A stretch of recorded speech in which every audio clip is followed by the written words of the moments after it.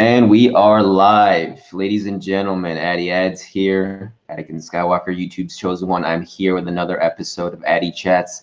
Very fortunate for Mr. Sam Samworth, ex-prison officer at HMP Strangeways, Her Majesty's Prison, Manchester. Sam, thank you so much for taking the time to chat with me today.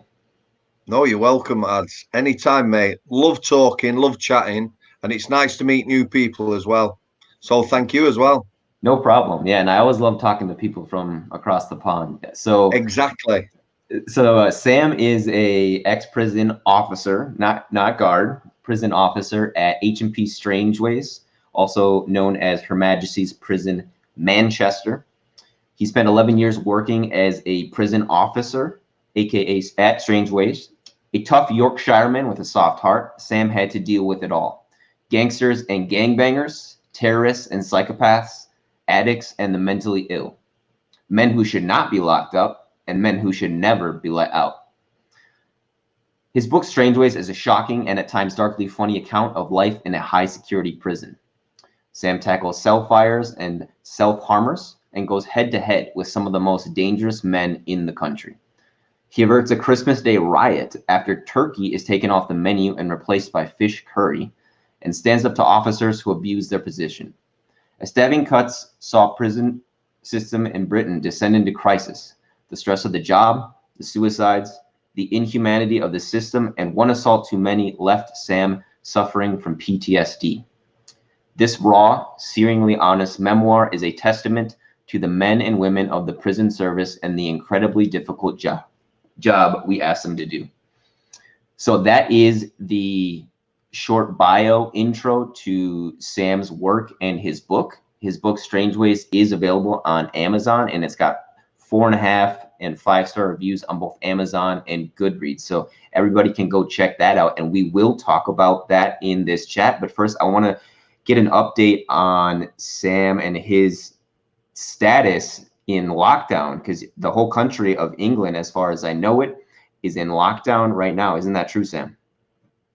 Yeah, it's got a little bit more serious this last couple of days. We've probably been in lockdown for a week and a half now. I think the reality this last couple of days has really started sinking in for a lot of people. We've experienced similar things over here to you have in America. Initially, a lot of people panic buying. Supermarkets were crammed, nothing on the shelves, absolute chaos, really. But no social distancing as such. However, this last week, very, very serious. If I give you, for instance, we have a local shop. It's only a small shop. And as you enter that now, they've now made it one way. And every 2 meters, they've drawn a line. So if someone's in front of you, you have to maintain that 2 meters all the way around to the checkout. My missus is actually frontline. She works in a care home with dementia patients. You know, she's reported roads. Normally a morning commute, not super busy because she goes at 7 a.m. However, you know, 1 or 2 cars on the motorway where it was full. So, especially the last couple of days, I think people are taking it a little bit more serious. Where I'm based in Yorkshire, it is very, very quiet. People are very polite, crossing the roads, you know. Everyone's speaking to each other. You know, a lot of people are stood at the garden gates, not actually leaving the properties. So as I walk past with a dog, you know, you're exchanging friendly terms and things like that. However, other parts of the country, if you look at London, still tube trains are absolutely rammed with people going to work. So very little social distancing at all. So I can only report from where I am. You know, it's got very serious. If you actually go to a local supermarket now, very civilized queuing outside. There's lines on the floor. As you take a trolley, they give you a wipe to wipe the trolley handle, hand sanitizer as you go in. And like I say, once there's a certain amount of people in the shop, it's 5 people out, 5 people in. There is stuff on the shelves now. Like I say, we've had 2 weeks where there was nothing, whereas now the shelves are stocked and you can get everything again. But yeah, Well, it's got very serious.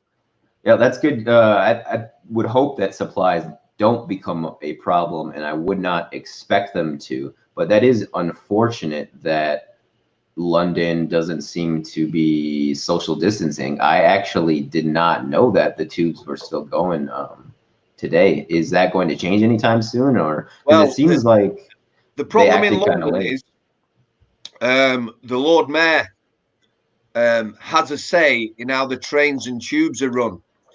So what he's done, he's cut the tubes from, say, every 5 minutes to every 20 minutes, because he said there's no need for them because people shouldn't be going to work. However, there's still a massive amount of people going to work every day. So they are literally rammed. They're literally crammed on. No social distancing at all.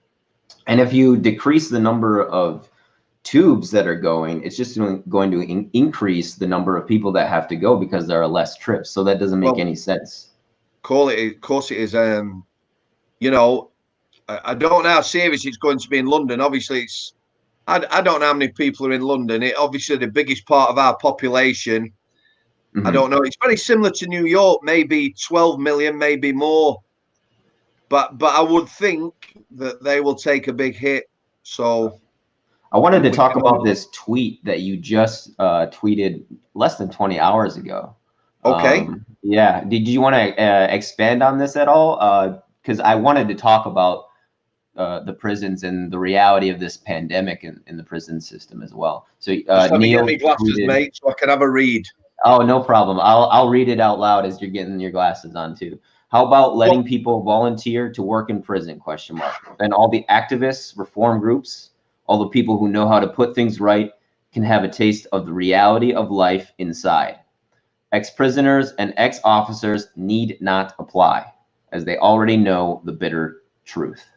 And that was less than a day ago, as I said. Right. Okay. So I'm quite new to this Twitter thing. I think I signed up in February, so I'm still getting a hang of it.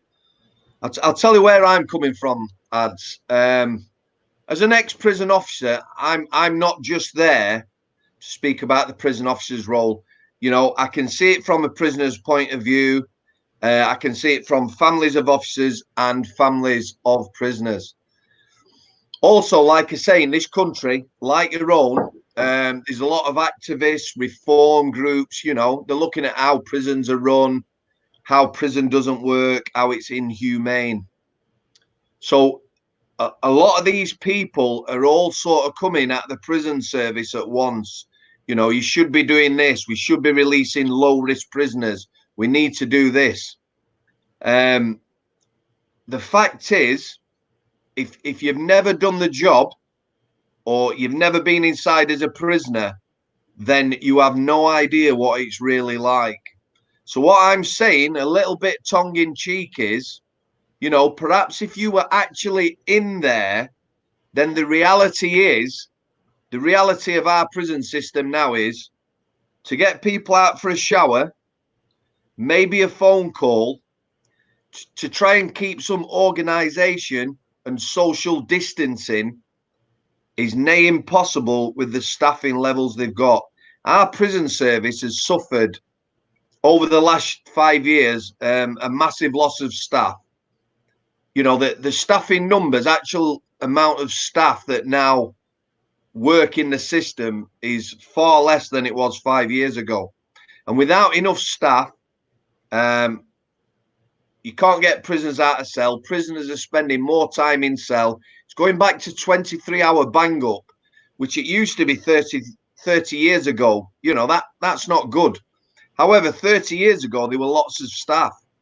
Now, not so much. So what I'm basically saying is, you know, the reality of the thing is, staff as it is now will have all on serving meals, because I'm quite sure they may well be serving meals behind the door, giving out medication, maybe a shower, and maybe a phone call.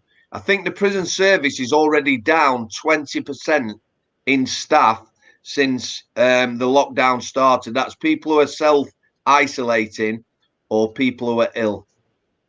And it has already gotten into a couple prisons, correct? It has. Yeah. Truth be known, no one knows the actual figures. You know, again, I understand people being upset if their loved ones are inside. However, prisoners have phones illegally, unauthorized. You know, they'll have access to Twitter. They'll have access to Facebook. They'll have access to news channels anyway. Oh, well. If they started putting the real figures out there, you know, it might cause panic more so than there already is. And it could also, you know, what you don't want is riot situations. You don't want to be unlocking prisoners and then end up with people not going behind the doors. Disorder, really, like Right. disorder inside. So it's a very, very volatile place to be. Mm-hmm. I have a friend in HMP Thameside actually right now. He got Side. Is that private prison down London? I think it is private. I don't know if it's private or not. Yeah, but it is. Yeah, it's right on the Thames, right? Yeah, right in London. Yeah, he got recalled pretty much at the beginning of this year in January, so right before all this happened. And yeah, it was. He's actually a fellow YouTuber, and I've interviewed him as well, and it was quite an unfortunate and unfair recall as far as everybody around him can tell, which is an unfortunate situation. But do you think that there is a chance of this pandemic wreaking havoc on the prison systems, particularly in England? It's not going to be any less than it's affecting the public, is it? You know, if you're looking at right, nobody knows the figures. I watch a doctor on YouTube. There's lots of information about. It's called Dr. Campbell. So what he's looking at, he's the rest of the world and the UK, what's happening, and what he's saying is, if you take Italy, their actual death rate is horrendous. It's round about the 9-10% mark. However, what he's saying is that's for the known cases. The known cases might be 10 times greater, in which case that would bring the death rate down to 1%. So without having accurate figures, however, you know, the prison system's going to be no different. If you look at my missus going into that old people's home, if it gets in there, a lot of them people are vulnerable. They're really elderly, a lot are sick. It will wreak havoc. So the prisons are going to be the same. If it gets inside, there will be some deaths. However, it's how they manage the outbreak. You know, whether they'll be able to get medical supplies, whether they'll have enough staff, because they're going to have to deal with people who are unwell, but also try and, you know, look after the other people serving meals and that. And in a minute, it'll just be a logistical nightmare. Definitely. There might be a possibility, I don't know, that they bolster the prison service. Maybe they'll send the army in to help. Maybe they'll ask for volunteers. I don't really know, Ads. It's a very difficult one. Definitely. But how do you think about how your leaders, both locally in Yorkshire and nationally as well, have responded? Right, nationally, I'm quite happy with the way our government's acted. There will always be people, you know, people who are knocking it, and we haven't done this, we haven't done that.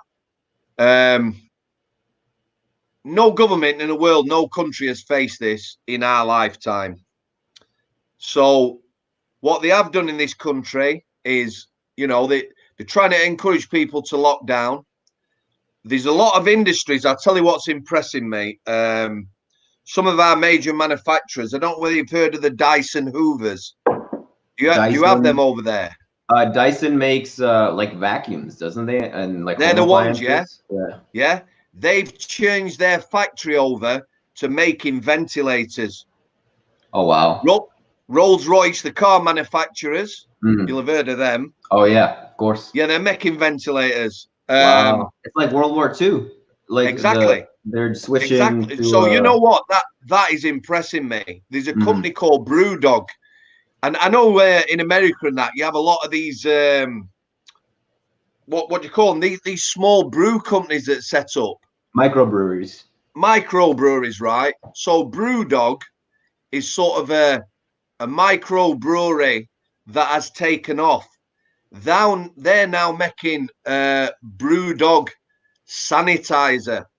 Oh So wow. they've turned their factory over to making hand gels, which again, it's like the war effort, you know. The Mhm. government's saying we need this, and factories are changing their manufacturing to make supplies and sanitizer and ventilators. That's awesome. Then our NHS, you know, our National Health Service, they wanted 250,000 volunteers. In this country, we have got 1.5 million people who are self-isolating for 3 months. They're the most vulnerable, not all necessarily old, but one of my friends comes into that. He's always ill, a lot of time in hospital, a lot of steroids, a lot of antibiotics. His girlfriend has actually moved out, so he's now living on his own because she's still working, so she could in effect come Right. home and infect him. Right. And they asked for 250,000 volunteers to take medical supplies and food supplies to these people. They've Wow. actually had, I think to date, about over 500,000, 600,000 people have volunteered.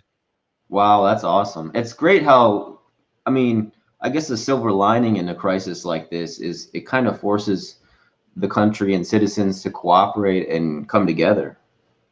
I think it is. It's like you said. It's like a bit of a war effort. Obviously, the concerns in the country, same as yourself. So people are worried about the mortgages. Um, so people can apply for a mortgage break now. They put that in place. So during the time of lockdown, you don't have to worry about paying your mortgage. Oh wow. Um, Okay.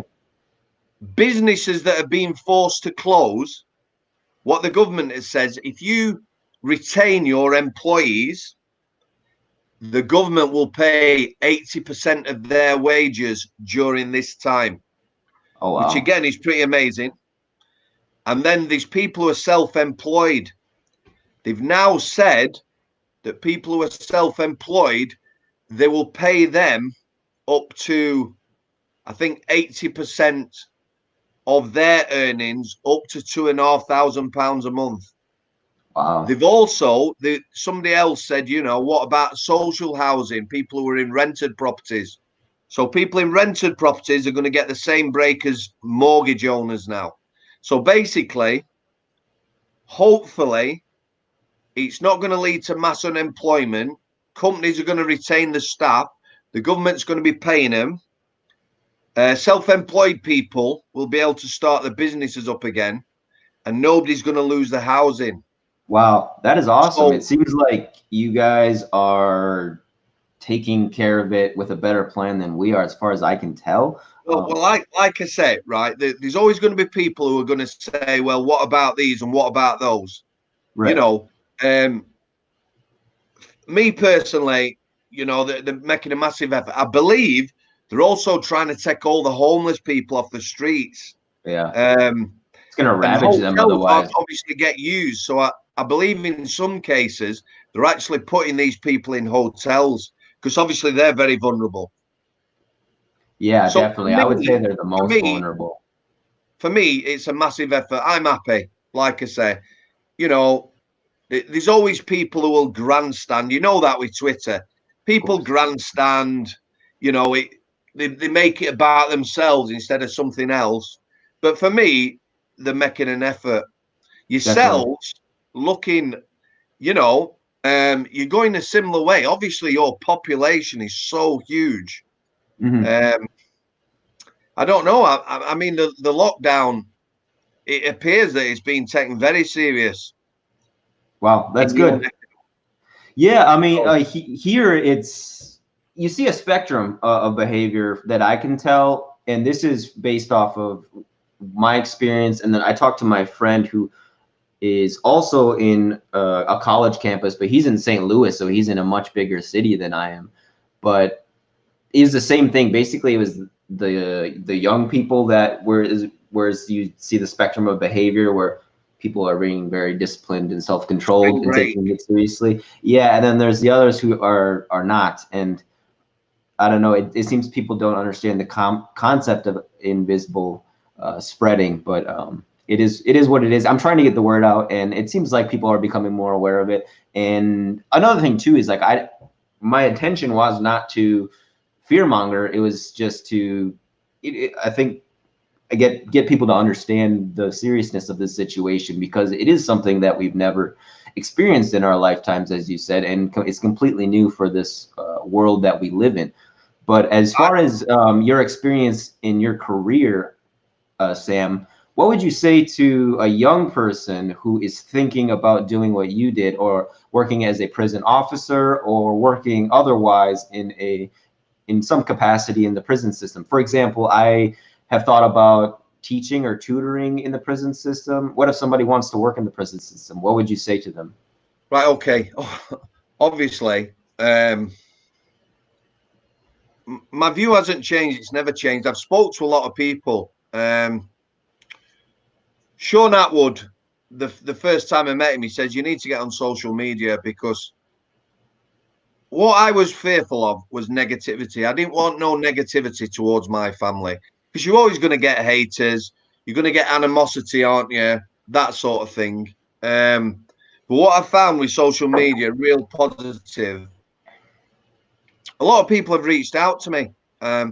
Ex-officers, ex-prisoners, people who are thinking of going into the job, just asking for advice. And I basically, it's very cliched, but what I said to a lot of people, like a lot of people have read my book. I says, look, if you've read the book, you'll be going in eyes open. You'll have an idea what it's about. Give it a go. But what I would say to you, especially if you've got a family, if you try it and you can see that you're changing or it's affecting you, no job is worth losing your mental health. Definitely.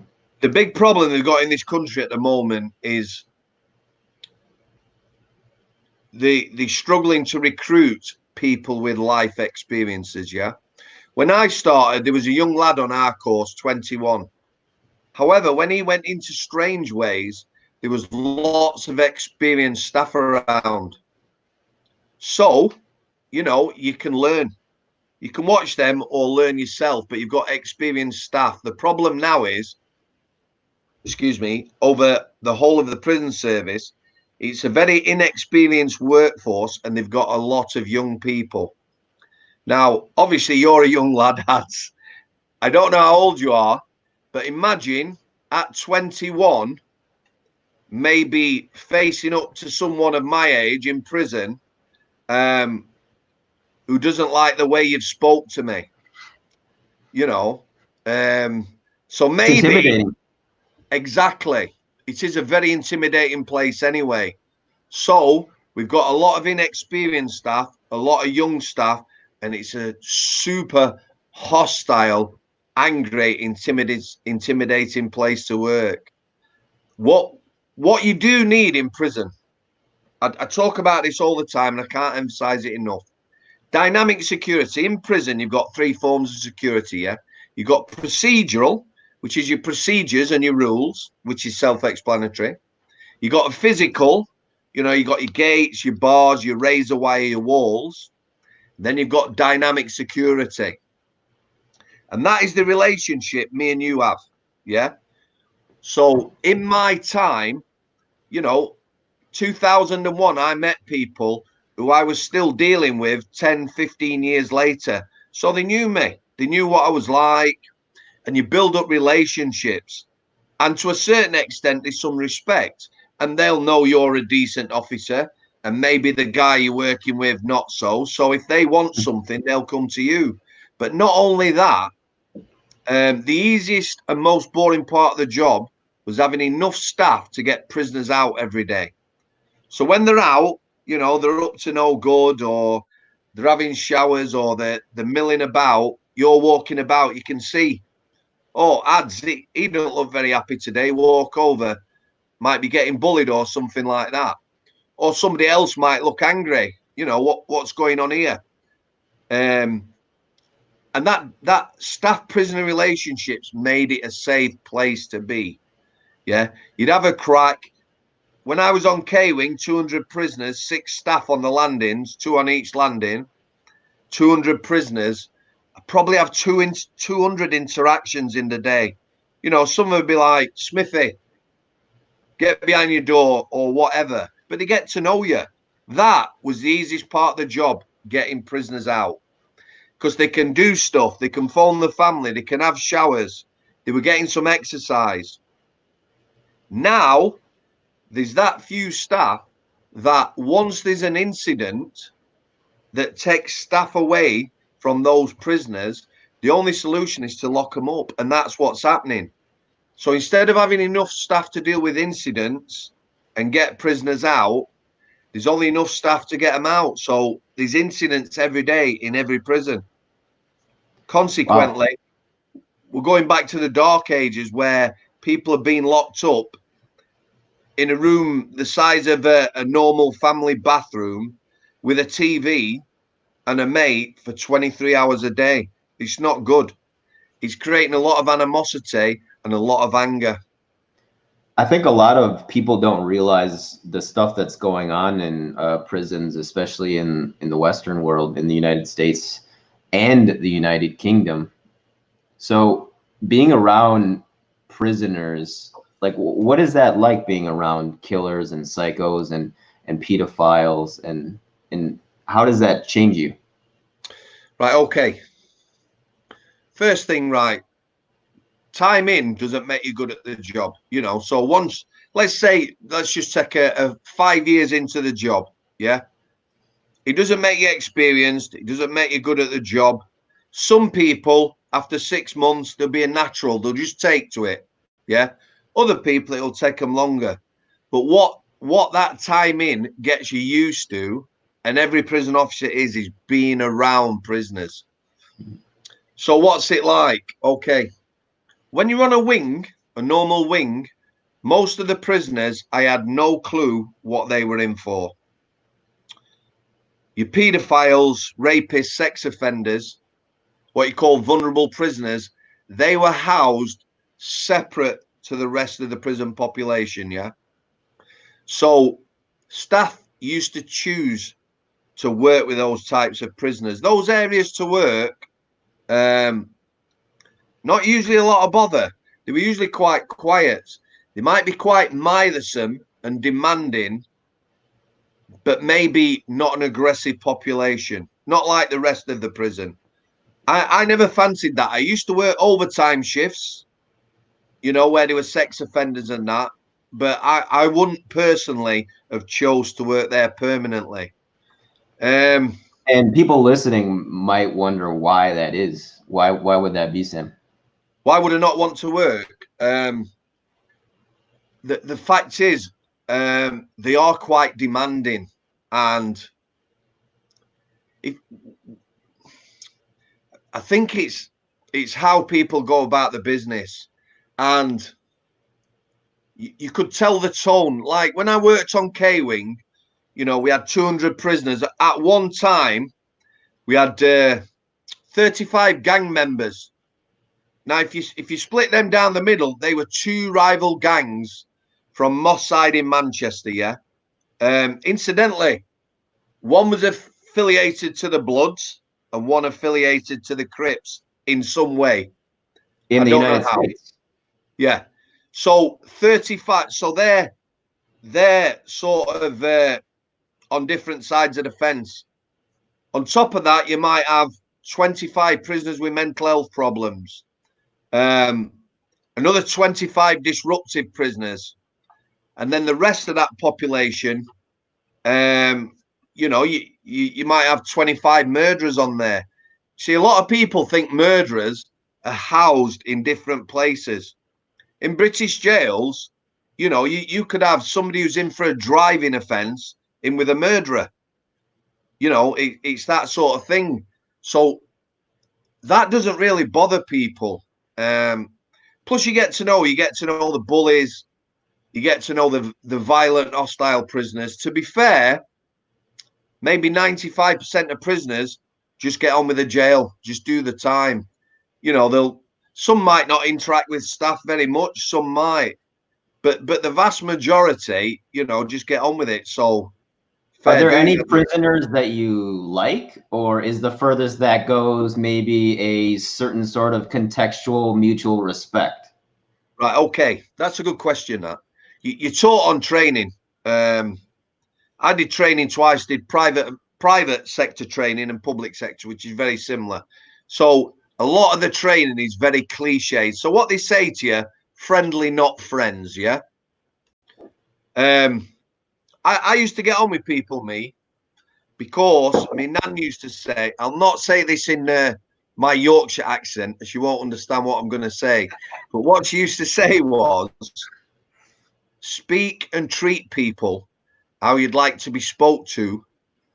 In Yorkshire, it's tret your sen, which you understand, but how you would like to be treated yourself. And Tut that's you how I say? used to treat people. If you were a prisoner, I'm giving you benefit of the doubt straight away. You don't have to earn my respect.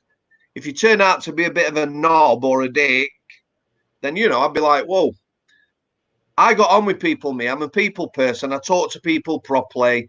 You know, I've got a bit of presence, obviously, you know, Big 6 guy. foot 18 stone, but I'm not, you know, once people start talking to me, I'm not a meathead. I can communicate with people.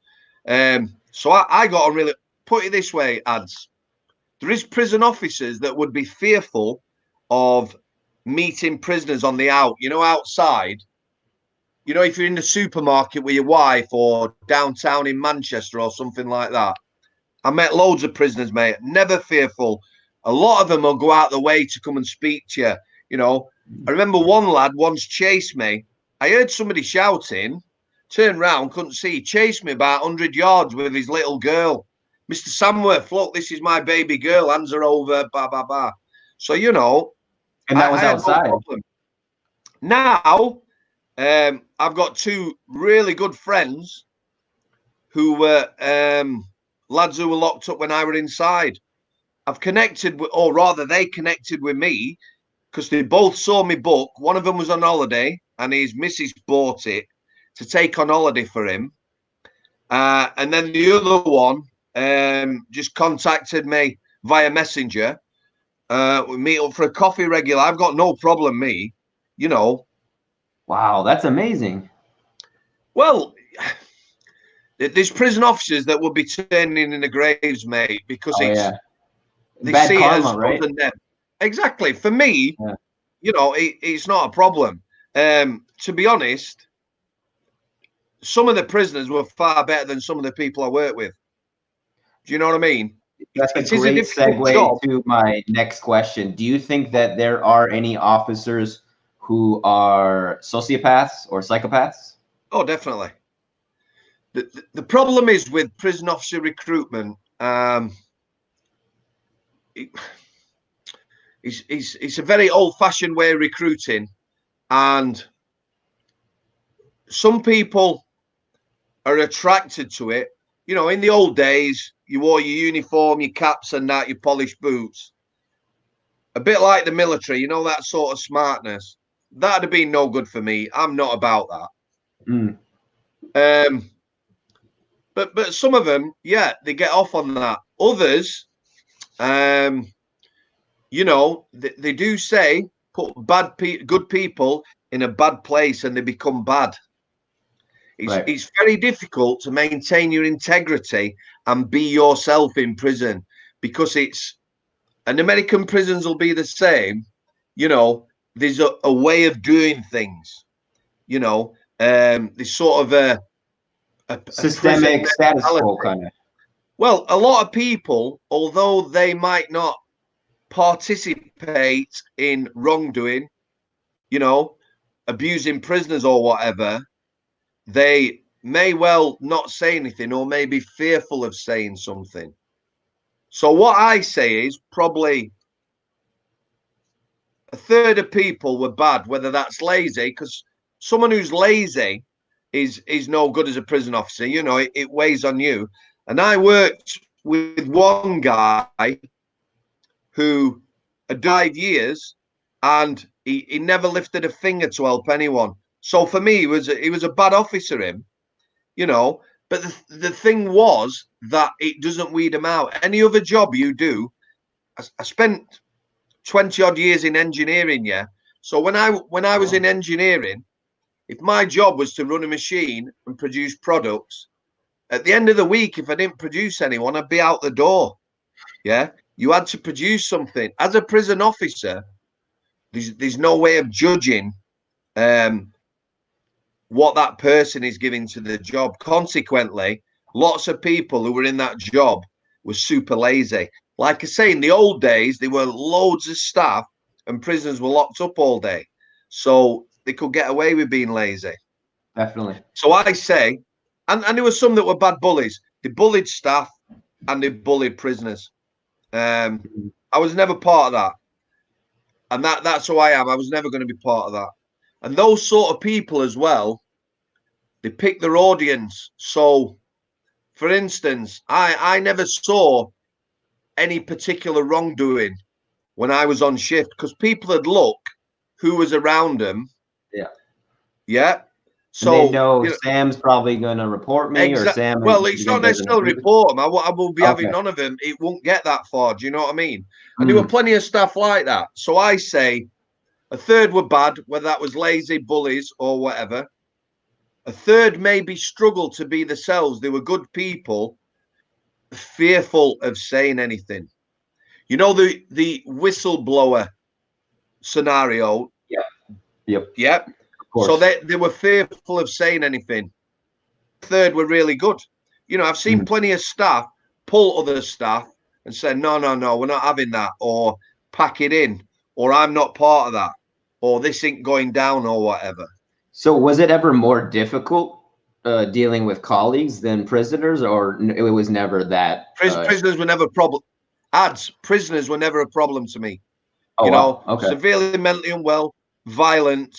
Dealing with staff was far more difficult. if I had my own prison, you know, give me 6 prisoners and me all day, mate. It'd be great. Isn't it fantastic. Interesting and kind of comical how that's almost true of every single job? It's like the hardest thing is actually dealing with the people that you're working with and for, not the actual work itself. I've explained to my missus. My missus is a lovely lass and she's in the care industry. And what I've said to her is, where the product of manufacturing is people like prisons or care or looking after kids in homes, yeah.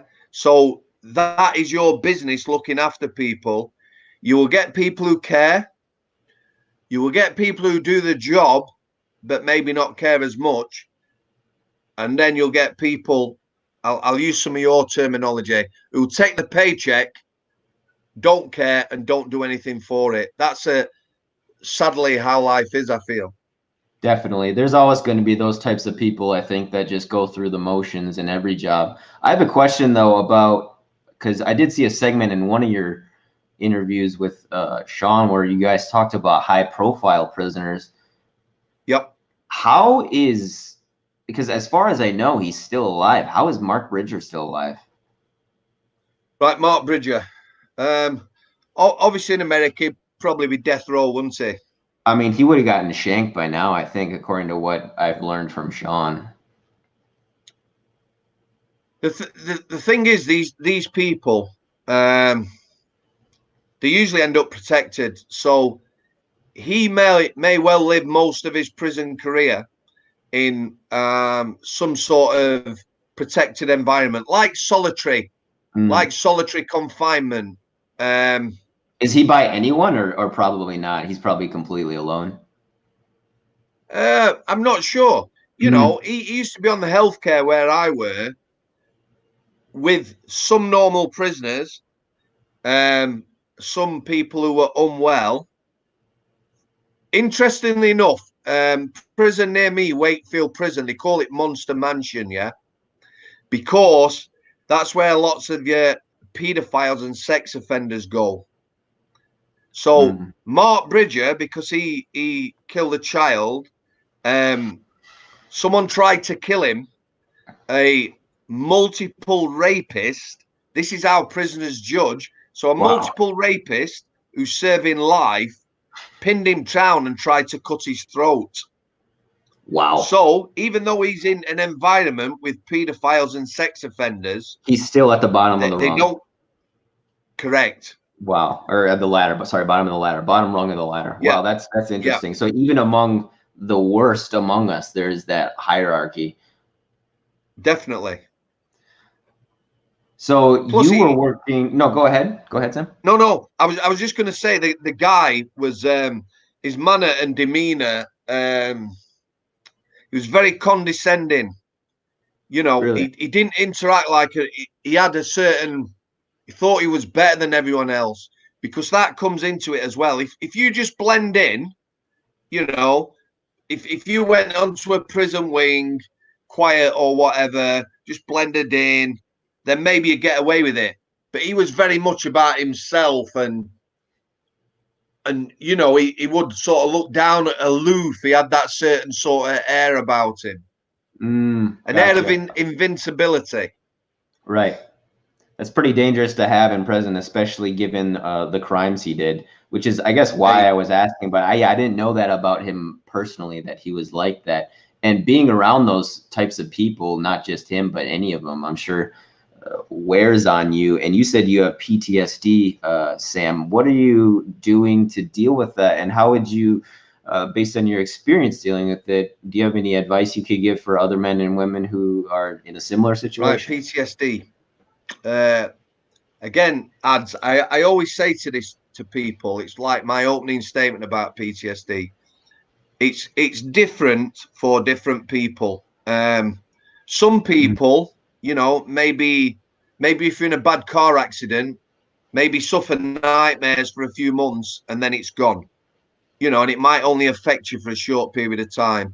Others, ex-soldiers, frontline staff, firemen, things like this, it never stopped me going to work. Yeah, I used to have nightmares when you're dealing with incidents, but it never stopped me going to work. However, when the prison changed and it was quite clear I was becoming sort of anxious and angry, then it added to my woes. And I basically spent 2 years not sleeping, with things constantly going through my mind. Not all of them bad, you know, some of them might be conflict with staff. So a bad incident could be made worse if staff behaved badly after the incident. Do you see that? If they didn't respond correctly, correct? Yeah, I mean, yeah. I put myself through some counselling with a psychologist. I self-referred myself, and I had 4 months. The psychologists were brilliant. We didn't do any sort of planned work like psychologists do. I basically had taught for an hour and a half once a week and just get things off my chest. However, initially, you know, you'd be quite euphoric and feel really good. The next day, I was terrible. I'd be angry, frustrated, anxious. A terrible thing. It made the therapist quite ill as well, you know, because I was obviously unloading on her, and psychologists and people like that, they actually see people to unload their experiences. Because obviously, if you're talking to people all day about death and things like that, then it can affect you. Wears on you as well. What I would say, yeah, what I would say is, his time is, in some cases, for me, is a healer. It's what, 4 years since I finished now. I still lay at night, couple of hours thinking about things still when I'm walking the dog. It doesn't get me as angry. I can talk about it now. If we went back 2 years and I was talking to you now, by the time we've done, my head would be exploding. Oh, wow. It made me unwell for a couple of days. Whereas now, I'm quite happy to talk about my experiences and things. But what I don't want with PTSD, as it comes more popular or more people start hearing about it, that is people dismiss it. It's like a bad back. I have a bad back. It doesn't stop me doing anything. My friend is bedridden 5 days a week and on painkillers for life. So, there's a difference. Right. PTSD may affect someone, like I said, in a bad car crash, few months. Somebody else might live with it. My friend knows a fireman. Are they called firemen over there? Yeah, fireman. Yep. Yeah. So he knew a fireman. Well, he still knows him. He was a neighbor. Been doing job 15 years. He ended up carrying a small child, about 10, badly burnt, dead out of a building. Couple of weeks later, had a bit of a breakdown. He lived next door to him. The whole street could hear him at night screaming. He'd wake up screaming. He still sees the guys now. He's never worked. He still sees him. He'll acknowledge him, maybe say morning, but he says, you look at him, there's nothing there. He's just dead. He's got no soul. So that one incident, obviously time hasn't made it any better for him. It's a good 10 years, my mate says, since that happened, and it just ended his life. He's got no life at all. So that's tragic. Exactly. So, we have to sort of tread careful. But do you anticipate because sorry, Ads, go on. Yeah, I was just going to ask you because of your experience with this and your friends because you guys are civil servants, public servants, and yeah, that's right, on the front lines in many senses and in many contexts, depending on your job.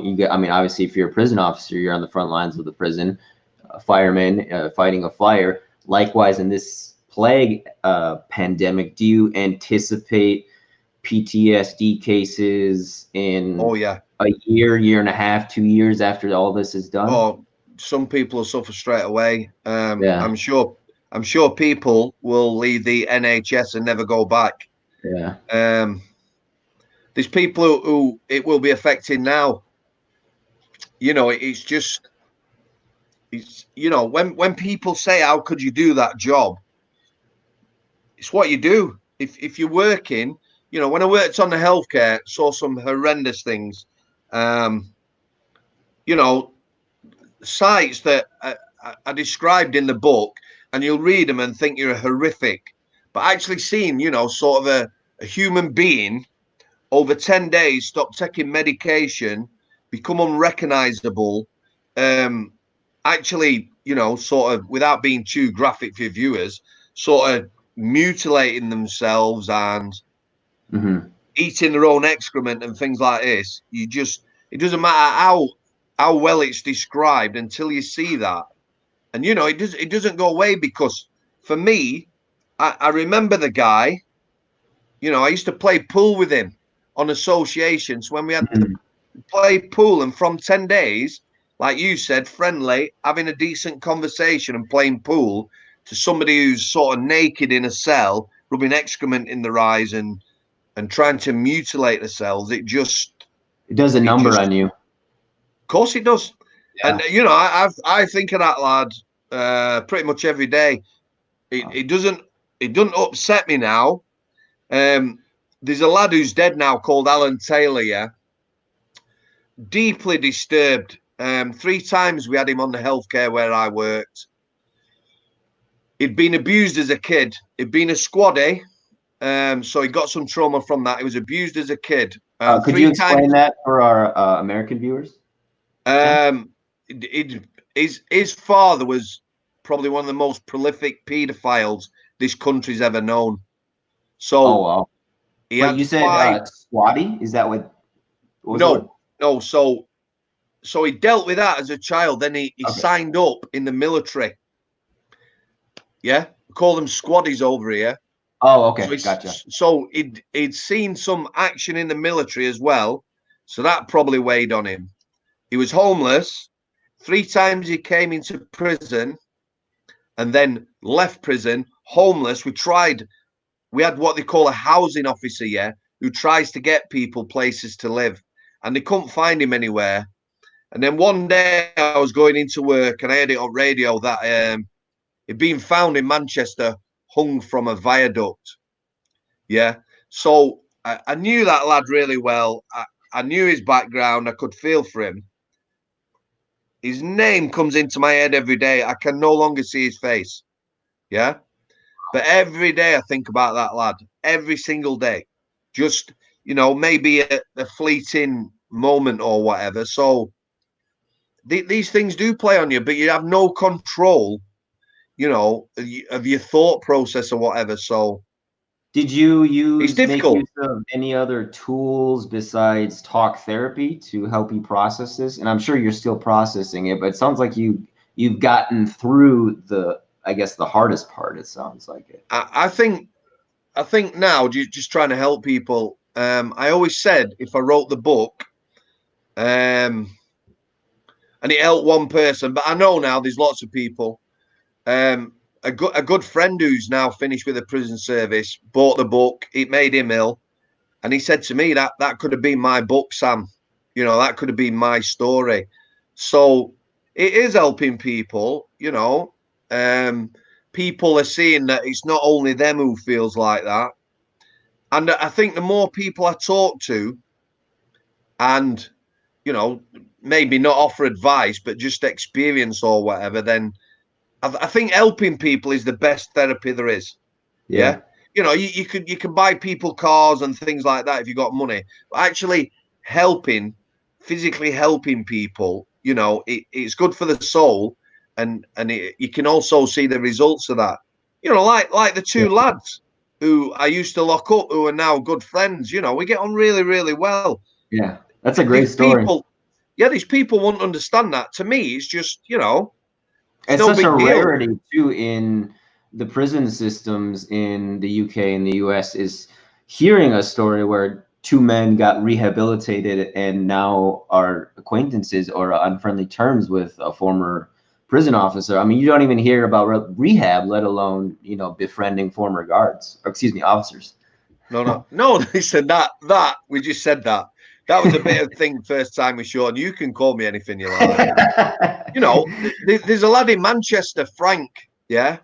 He was a bad lad, career criminal. He lived not 100 meters away from me. When he wasn't in prison, the 5 years I lived where I did, the last place I lived in Manchester, he did a couple of sentences. He knew where my garage was, where I had my motorbike, and no one ever went near my garage because he was a bit of a jack the lad. Same as my cars never got touched, and we chat about things. And the thing is as well, that these guys then tell you their stories. I've always said, in Manchester there was a lot of myths around crimes. And when you get to know these guys, they will, and it interested me. They will actually, once they get your confidence, they will actually tell you the truth behind the myths. So I found not only because I was working there, it is fascinating. But again, some of these lads, they are likable lads. End of the day, and I'm not embarrassed to say that. So definitely, and you're probably the most qualified person to say that because of how much time you spent with them. And I think it's great that you're making so much progress with your PTSD. I think mental health is, it's essential for achieving self-actualization, and without it, along with physical health, you're just not going to get there. So I think it's great that you are sharing this this story, Sam.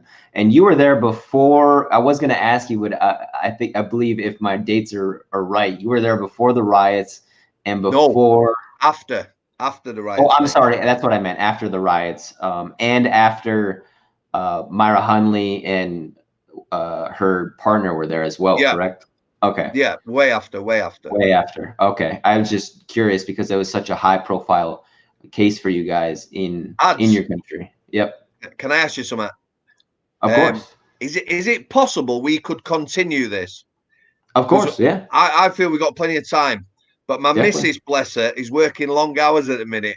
Definitely. And she'll be due home anytime soon. And I really need to put her some.